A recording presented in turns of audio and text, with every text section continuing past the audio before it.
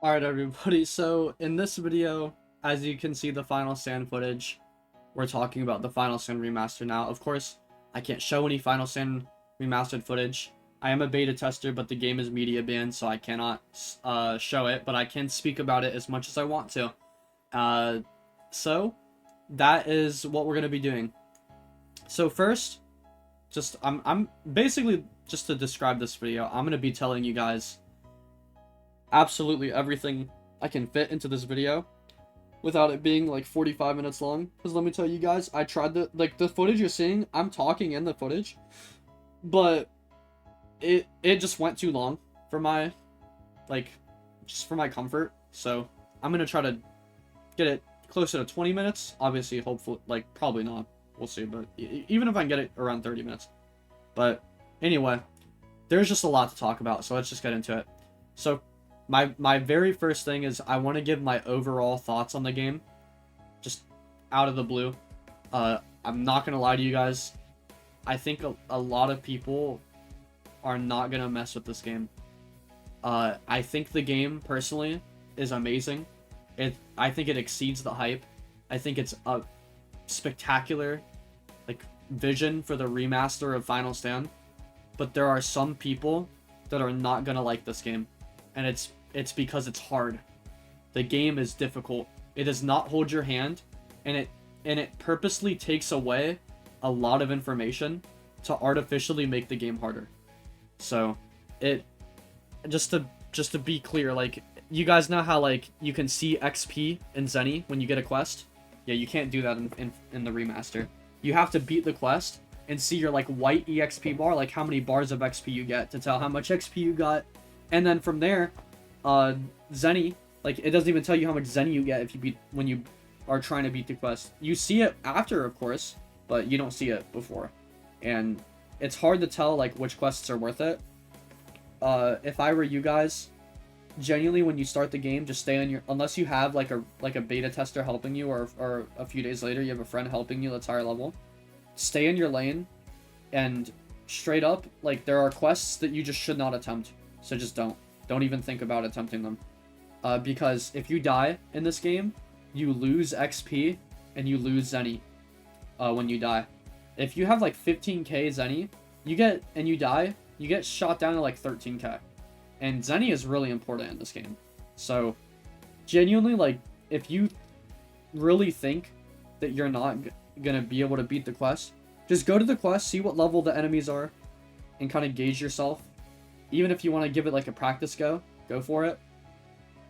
But if you die, you're losing XP and Zenny.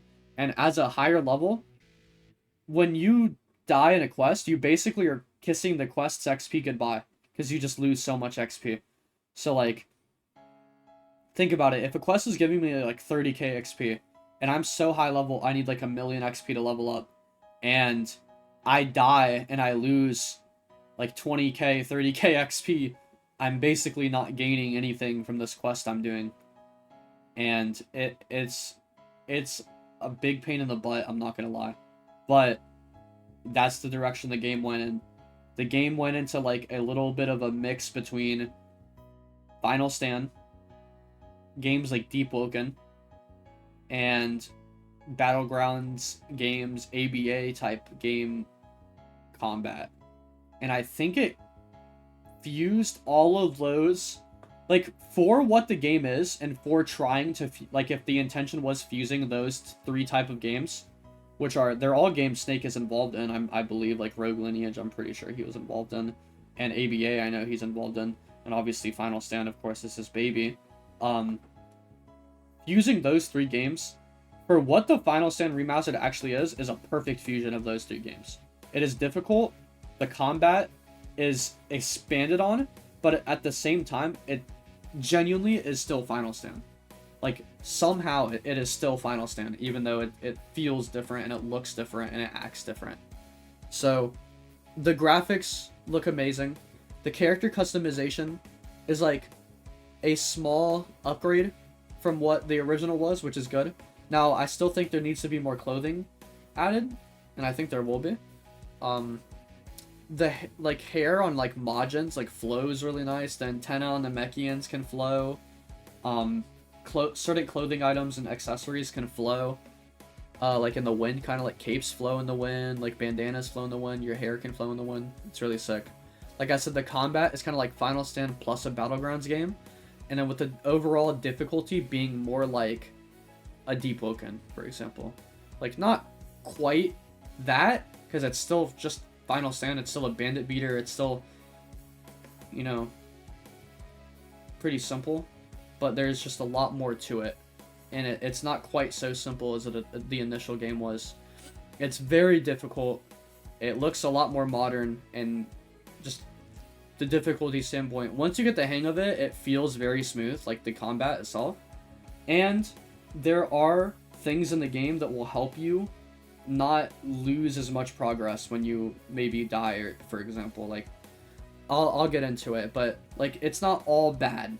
Like there are like goals in the game to strive for that will help you. But at the start, if you just go in and like are recklessly doing all your quests, you're gonna lose most of the XP that you should have been gaining, and you have to kind of use your brain now. And so for a lot of casual players, I know some of you watching this video are culprits of this, but you are cooked. If you don't use your brain, you're cooked. And I know some of you are not going to use your brain, so you're cooked. Going through more rapid fire kind of stuff. The music is amazing. It is very nostalgic to the old Final Stand, and when you're in combat, the music changes, and so there's like multiple music tracks for each area, and it's just very, very nostalgic. Like if you're in South City, you hear that Gohan theme that you're probably hearing right now, if I had to guess, but maybe not, but you'll hear it in this video. The dun, dun, dun, dun, dun, dun, that one, that very, like, very recognizable from Final Stand song. The music is really good. There's new quests everywhere. A lot of the same quests, but there's also a bunch of new ones everywhere. Whether it's like new quests using old NPCs, there's new quests using new NPCs, and everything in between. And there's multiple quest lines, and the choices that you make actually alter your gameplay and the story that you have. So I encourage you guys, playing through the game multiple times and picking different outcomes is very, very fun. I'm not gonna lie to you guys. It's very fun. Basically, if the quest that you're doing gives you like the choice between a chaotic answer and a normal answer, pick the chaotic answer. I'm serious, just pick it. You're gonna, like, my first time going through it, you're gonna laugh your ass off. Like, there's at least 3 quests that have different choices that change, like, what happens based on what you pick. And I laughed so hard finding out the different, like, ways to go through it. So quest lines, that's like one thing that's different now. Like, one NPC can give you multiple quests, and then it can unlock a daily quest. So be on the lookout for that. And that just reminded me, there's a daily quest I missed, so I gotta go back in and play. Really quickly, for the people that are here because of me, they watch me, they watch a lot of my videos. The reason I haven't been uploading or streaming in the last week is because I've been addicted to this game. That's how much I enjoy this game. This game is that fun, and there's that much content to do. The game isn't even out yet, and there's that much content to do as testers. I haven't done everything. I haven't done near and everything. So there's so much. Okay.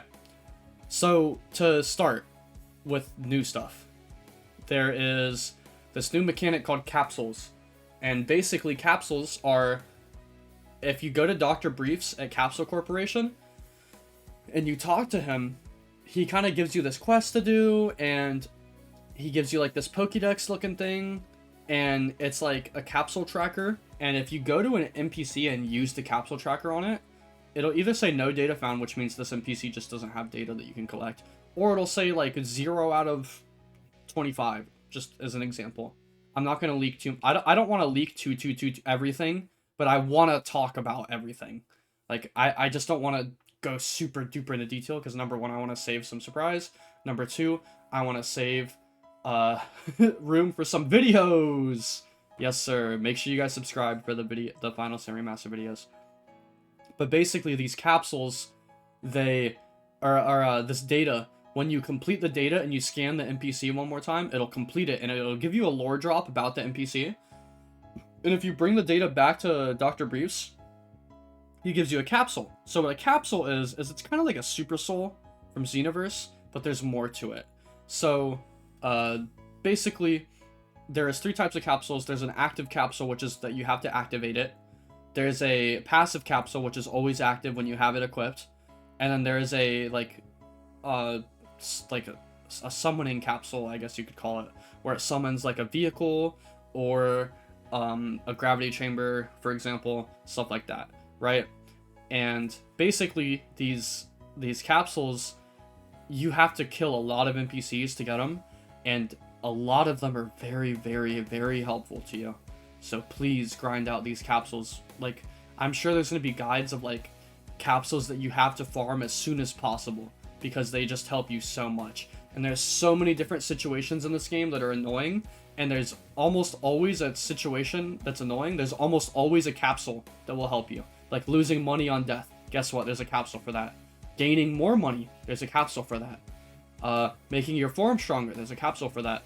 Just being stronger in general. Being faster in general. There are capsules for that. Flight speed. If you don't like being slow, there's capsules for that. There's a capsule that gives you a motorcycle. There's a capsule that gives you the gravity room. There's a capsule that gives you a garden that you can grow senzu beans on. So in this game, senzu beans basically are, you can buy them for 3k per bean, not 8. You get 1. And if you plant that bean that you buy, it can grow and sprout, and eventually you'll get like 3 beans from it. And you can keep doing that, but it takes forever, and you have to water your plant, and it's genuinely just like grow a garden basically in Finals Town. And you can buy more plots on your garden and just have a whole plot full of senzu beans, but it's going to take you a lot of zenny. So zenny is so important in this game. One other thing you can use zenny for, by the way, is you can like recolor your super attacks at the Whis guy. So Whis in Final Sin used to give you like a secret move. Now he can recolor your moves, and it, like, there's basically no limit. Like, it's really cool. Like, you want a red Destructo Disc, you can have a red Destructo Disc. You want to make black Kamehameha blue again, you can do that. You want to make your normal Kamehameha black, I think you can do that. You can make Gallic Gun yellow, like manga color, or you can make your Energy Blast Volley match your key color. It's really cool. But there's a bunch of cool stuff you can do with it, and it sounds dumb, but I like it a lot. So, there's that. Where was I? I was talking about capsules, and I was talking about senzus. But yes, you can buy senzu beans. I misspoke on my stream. I was uninformed. You don't have to grow senzu beans, but it is very encouraged that you do, because they are expensive, and they go fast. If you're gonna use them, they go fast. And trust me, you're gonna want to use them, because especially when you get to higher level, burning 3k zenny on that bean is going to be better than dying with like 100k zenny and losing like 10k of that for dying, which is ludicrous, by the way. Let's talk about raids. So there's kind of like 2 types of raids. There's invasion raids that kind of like invade the world, and you all have to like work together to beat them. And there are these like actual raids, more like DBOG raids, where you find like the raid in the map and you can do it. And some of them have quests, some of them don't. But basically, you get teleported into the raid, and there's like a Red Ribbon Army invasion raid. There's a raid where you fight, I'm not gonna say it, but there's raids where you fight NPCs, like bosses, right? There's a bunch of different kinds of raids. It's really cool. And these raids are so sick, and they give you a bunch of rewards and drops and everything, and some of the drops are really, really freaking cool. So, and these raids are hard, and if you die, you don't get shit for beating them. Even if your team wins, you don't get shit if you die. So don't die. This is why zenny is so important, because you need senzu beans, guys. Oh my god. Oh, I love this game. I love it. I dig it. I dig the difficulty. So many people are not going to, though. So, game is not for the faint of heart. This is a game for men. All right, the boys had their fun. This is the game for men. So, that's raids in a nutshell. Talking about growing Senzu beans. The shops are kind of like you guys know the clothing shops, right? They're like Fortnite shops now. So it's kind of RNG. Every 12 hours, I believe, they reset, and so you can get new clothing there. Like it just like kind of refreshes. And there's 3 shops, so you have a bunch of chances to get the one piece of clothing you want. And there's like a mini shop in Hercule City. By the way, the NPCs have gang wars. It's the funniest thing in the world. Like, you'll go to Hercule City and the thugs will be fighting the police officers. It's so funny. Like, the kickboxers are constantly having a Royal Rumble with each other. It's the funniest thing in the world. And another thing to mention is I show it in the video, so I'll try to match the footage with what I'm saying right now. But basically, like, the NPCs are relentless. I think I described in the video, like, I go to the android and I try to lure him as far as he will go before teleporting back to his spawn point. In, like, Final Stand Original, it's, like, hypothetically, it's, like, 100 feet or something from their spawn. But in the remaster, it's more like 2,000 feet. These NPCs are effing relentless. They will not stop until you're dead. And when you die, you lose XP and Sunny. Oh, great. Some people are gonna hate this effing game, bro. I hate this game, but I also love it so much. It's genuinely, it's so fun.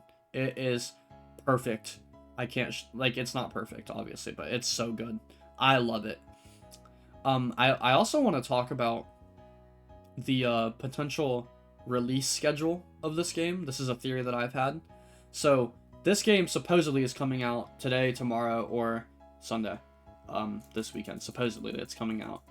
And I just want to throw it out there. There's a misnomer that Final Stand had a bad release schedule. It did not. The game came out in September of 2017. Tournament of Power came out in January 2018. That is like 4 months basically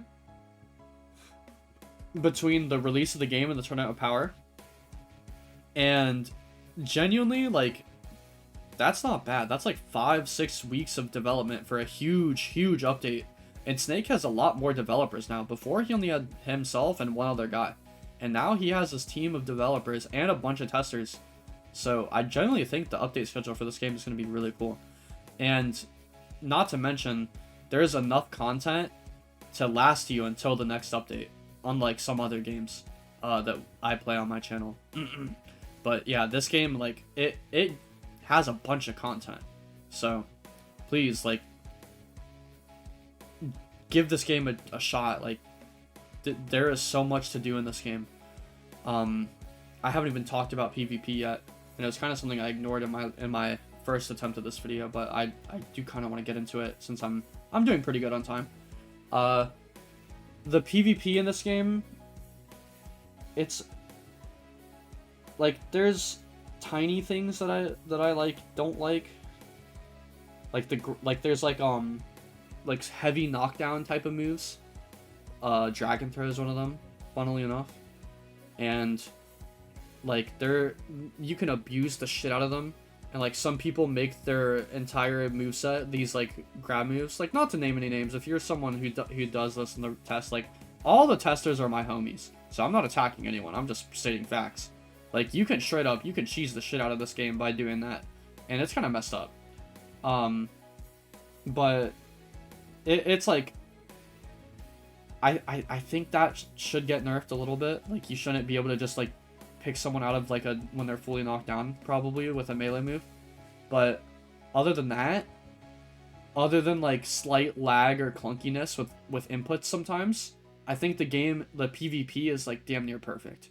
Like, obviously there's imbalance issues, there's always going to be imbalance issues, but like, every PvP match feels different in a way, and there are so many in-depth mechanics and different playstyles with PvP, and the different races all feel like different races. At least a majority of them do. Like, Saiyan feels different from Namekian, which feels different from Majin, which feels different from Frost Demon, which feels different from Android, which feels different from Human. As far as Jiren or the alien race goes, I can't really comment how different they feel. I'm sure they feel similar to Saiyan, but like genuinely, like I'm serious. All those races feel different from each other, and it's awesome. And Kaioken is still so cool. It is still so cool. Anyway,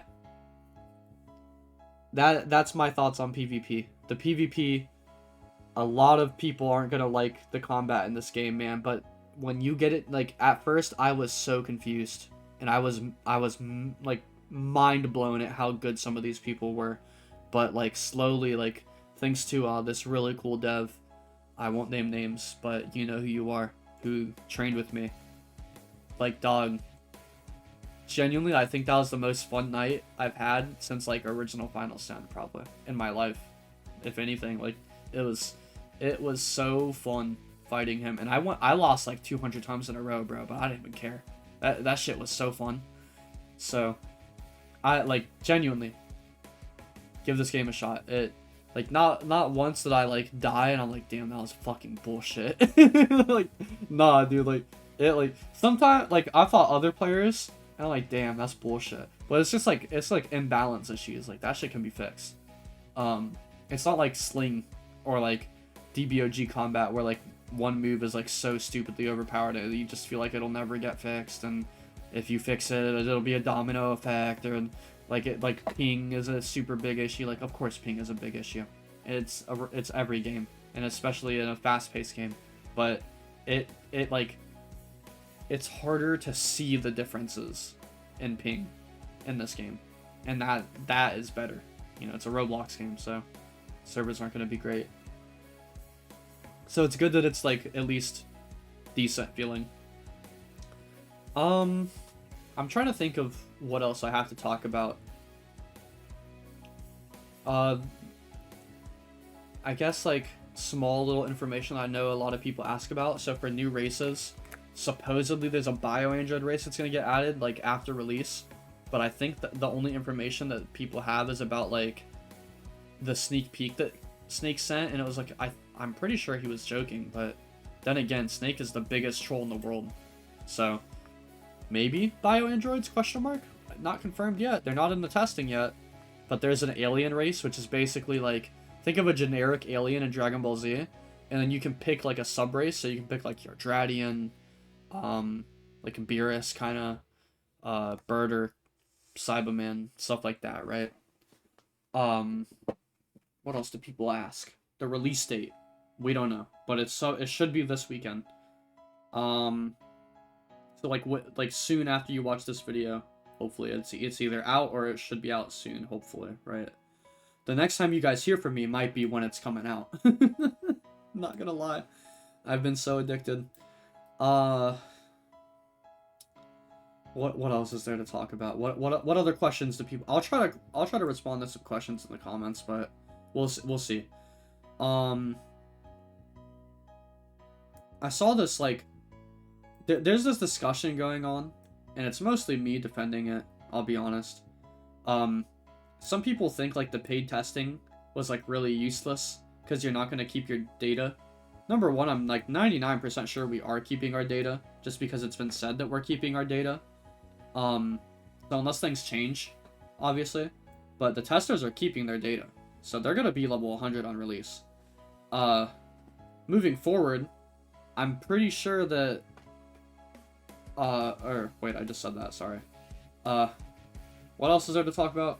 Sorry, I'm tired. It's like 7 in the morning. I've been talking for like an hour straight.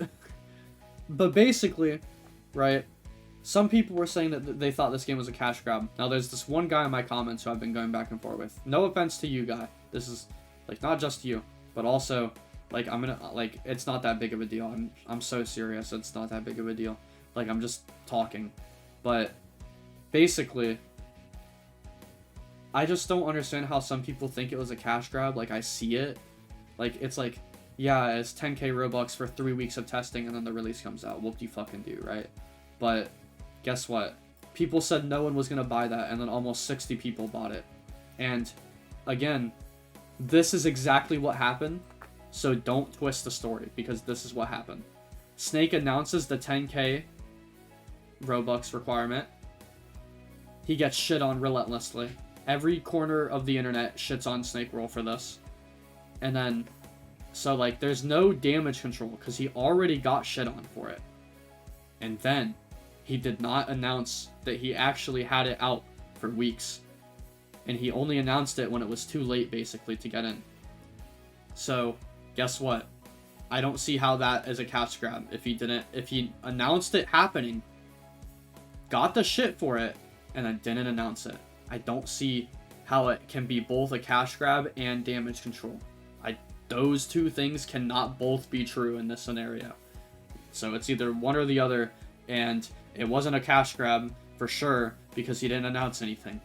It's like very obvious, and he's said it so many times even before Snake Away Race happened that he was going to do another event so that people could get in for free, or not for free, sorry, so people could get in and test the game.